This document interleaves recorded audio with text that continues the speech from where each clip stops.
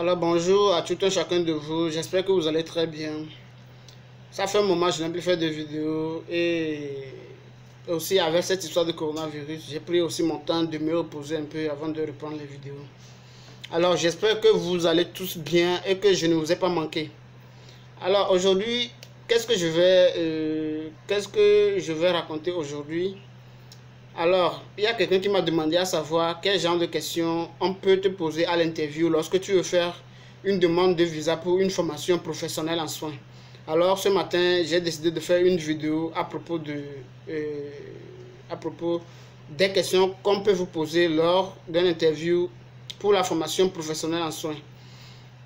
Alors, comme j'ai l'habitude de dire, si tu es nouveau sur ma chaîne, si c'est la première fois que tu découvres ma tête comme ça et que tu veux faire partie de la communauté, alors n'hésite pas à t'abonner. Je t'invite à t'abonner. Regarde à gauche ou à droite, c'est écrit quelque part s'abonner. Tu cliques dessus et tu actives la cloche de notification pour ne manquer aucune de mes vidéos la prochaine fois. Alors, une petite récapitulation, on dit oui, c'est ça. Alors, pour une formation professionnelle, il y a deux conditions qui s'appliquent. Vous devez avoir le niveau B1 et vous devez avoir fait reconnaître votre diplôme du bac en Allemagne. Les deux conditions-là sont très requises pour votre demande de visa parce que vous devez mettre ça dans les dossiers de la demande de visa. Alors, la première question qu'on peut vous poser lors de l'interview pour la demande de visa de formation professionnelle en Allemagne est: la première question, c'est que voulez-vous faire en Allemagne? Vous devez être capable de dire au consul ou bien à la personne qui vous fait l'interview que vous voyagez en Allemagne ou bien que vous aimeriez aller en Allemagne pour aller faire une formation en soins infirmiers et non autre chose. La deuxième question, c'est que fais-tu dans la vie? Ici, c'est une question piège parce que il faut être libéré de tout engagement avec un service avant de pouvoir faire cette demande de visa. Parce que pour répondre à cette question, si vous dites par exemple que vous êtes un fonctionnaire, alors on va vous demander, mais si déjà vous avez une bonne situation dans votre pays, vous êtes un fonctionnaire, et déjà même, ils vont vous demander combien vous êtes payé. Et si les questions là, si ça dure encore, ils vont vous demander, mais votre bulletin de salaire, ils vont vous demander après de ramener ça. Donc ils vont voir tout.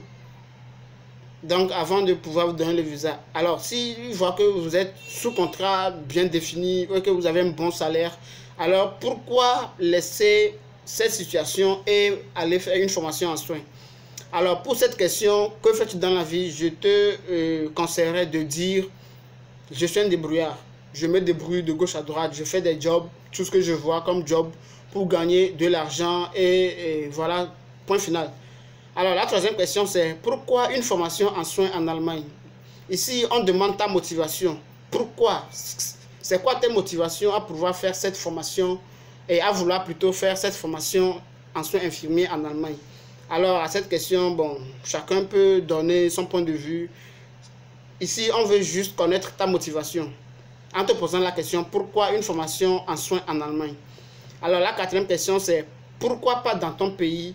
Et c'est en Allemagne. Alors tu dois être en mesure de dire, bon voilà, j'ai choisi l'Allemagne parce que l'Allemagne propose une meilleure formation en soins et en plus de cela, il propose aussi une formation en pratique et en théorie. Donc ce qui fait que la formation est très intéressante.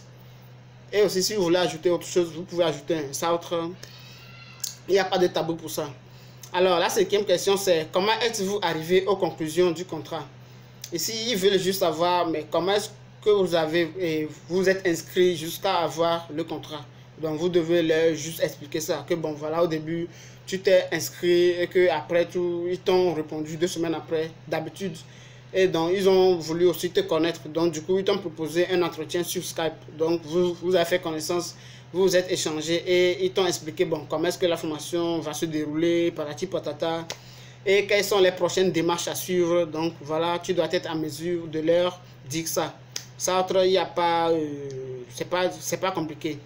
Maintenant, la sixième question, c'est combien d'heures de cours par semaine et combien vous êtes payé par mois? Vous n'êtes pas sans savoir que par mois, vous êtes payé par mois lors des 3 ans de la formation. par mois vous êtes payé. Et d'habitude, chaque année, l'argent monte. Par exemple, la première année des 3 ans, tu auras par exemple 1040 euros. La deuxième année, 1100 euros. Et la troisième année, 1200 euros. Donc, tu dois être capable de leur dire cela. Et aussi, combien d'heures de cours par semaine. Vous n'êtes pas sans savoir que dans la semaine ouvrable qui compte 5 jours, alors il y a un temps pour la théorie en Allemagne, il y a un temps aussi pour la pratique. Donc, tout est bien détaillé dans le contrat de formation professionnelle que vous aurez. Donc, à vous de bien lire. D'habitude, c'est en allemand. Si vous ne comprenez pas bien, référez-vous à quelqu'un qui maîtrise mieux l'allemand que vous. Il va vous expliquer. Et lorsqu'on va vous demander ça à l'interview, soyez capable de leur dire la même chose. Alors, la 7e question, c'est: avez-vous une expérience en soins? Alors, pour les intéressés qui vont faire la demande de visa en soins, alors je vous conseillerais d'abord, avant même d'avoir reçu le contrat, ou bien même avant même de s'inscrire, je vous conseillerais de faire un petit stage de formation, quoi. Donc d'expérience chez, je ne sais pas, chez une clinique par exemple. Négocier avec eux juste 1 mois, bien 2 mois, pour apprendre les bases des soins infirmiers. Et soyez aussi, n'oubliez pas d'avoir une attestation à la fin de cette expérience pour pouvoir le mettre dans les dossiers. Donc, ils vont vous poser la question: avez-vous de l'expérience en soins? Vous allez dire: oui, j'ai fait cette expérience. J'ai fait cette expérience-là dans telle clinique. Et déjà, ils auront l'attestation dans le dossier. Mais sachez qu'ils vont appeler le responsable parce qu'il y aura le numéro qui sera sur l'attestation. Donc, ils vont appeler le responsable pour lui demander si vraiment tel nom a fait ce stage d'expérience là chez eux. Et puis c'est tout. Maintenant, la 8e question, c'est: êtes-vous marié? Alors, ici, il n'y a pas de tabou à ça. Si vous êtes marié, dites que vous êtes marié. Si vous n'êtes pas marié, dites que vous êtes célibataire. Point final. La 9e question, c'est: qu'attendez-vous lors de cette formation?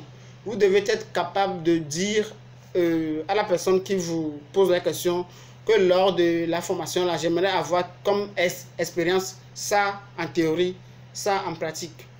Exemple, vous voulez avoir de l'expérience dans les bases, de temps en temps. En fait, ça dépend de tout un chacun. Mais avant d'aller faire l'interview, s'il vous plaît, faites beaucoup de recherches sur les expériences en soins infirmiers en Allemagne. Voilà. Qu'est-ce que vous pouvez avoir comme expérience pour se mettre au parfum d'abord avant d'aller faire l'interview. Donc, ils vont vous poser cette question-là: qu'attendez-vous lors de cette formation? Ils veulent juste voir si vous êtes au moins au parfum de quelques expériences que vous allez avoir lors de cette formation-là. Et aussi, répondez s'il vous plaît. Si on vous pose une question, faites un effort de répondre. C'est très important. Répondez à la question. Ne dites pas que, bon, à cette question, je n'ai aucune idée. Non.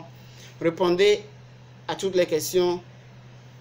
Ok, maintenant, la 10e question, c'est: où vivez-vous? Bon, ici, on veut juste savoir, bon, vous vivez dans quel quartier? Maintenant, après tout, il y a encore une autre question qui suit d'habitude, c'est: vous vivez seul ou en famille? Ici, c'est une question piège parce que déjà, la 8e question qu'on va te poser, à savoir: êtes-vous marié? Si tu dis que tu es célibataire, alors il va falloir dire soit tu es seul ou en famille. Maintenant, si tu dis à la 8e question si tu es marié, maintenant, et que à la 10e question tu dis tu es en famille, c'est pas trop normal, donc c'est pas trop cohérent. Donc c'est à vous de savoir répondre à ces deux questions-là. Êtes-vous marié? Et puis après tout, on va vous poser la question à savoir: vous vivez seul ou en famille? Donc si vous êtes marié, alors vous vivez seul avec votre femme. Maintenant, si vous n'êtes pas marié, vous pouvez être seul ou en famille. Alors voilà ces 10 questions-là. Alors je vous précise quelque chose. Je vous fais ce top 10 des questions-là. Ces questions-là vont juste vous permettre de mieux vous préparer pour l'interview. Mais ça ne veut pas dire que c'est les mêmes questions qu'on va vous poser. Non, s'il vous plaît. Ça ne veut pas dire que c'est les mêmes questions qu'on va vous poser. Alors, je crois que j'ai fini avec le top 10 des questions qu'on peut vous poser lors de l'interview de la formation professionnelle en soins. Alors, si quelqu'un a besoin encore d'autres formations, je vais laisser mon numéro WhatsApp dans la description de la vidéo. Alors, si tu ne comprends pas quelque chose, tu peux me contacter. Et puis, bon, s'il y a à discuter, je vais te donner quelques petites informations encore qui vont te permettre de mieux réussir ton interview.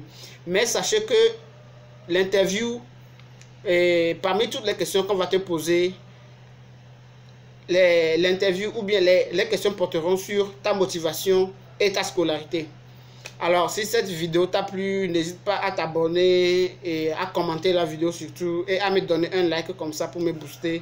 Alors, sur ce, je vous souhaite une bonne journée et à la prochaine.